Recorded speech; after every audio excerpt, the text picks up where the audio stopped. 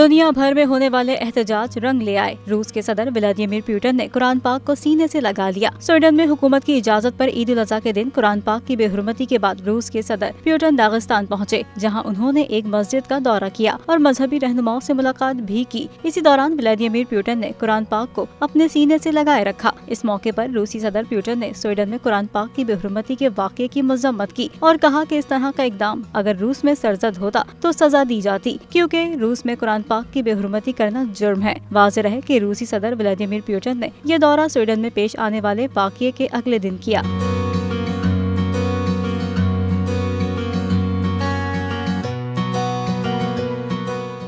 عید الاضحیٰ پر قربانی کے لیے احتیاطی تدابیر۔ قربانی کرتے وقت صفائی ستھرائی کا خاص خیال رکھیں۔ تجربہ کار شخص سے جانور ذبح کروائیں۔ جانور کو احتیاط کے ساتھ زمین پر گرائیں۔ جانور ذبح کرتے وقت اپنے آپ کو زخم لگنے سے بچائیں۔ قربانی کرتے وقت تمام اسلامی اصولوں کو ملحوظ خاطر رکھیں۔ قربانی کے بعد خون پر چونا ڈالیں۔ قربانی کے علائشوں اور باقیات کو کھلی جگہ پر نہ ڈالیں۔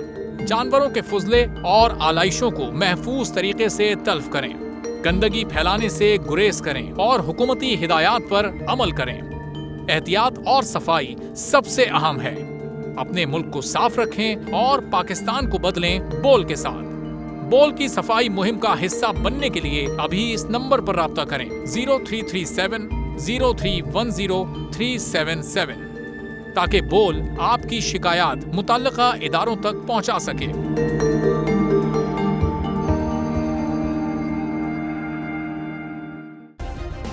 سبسکرائب کریں اور بیل دبائیں تاکہ کوئی خبر رہ نہ جائے۔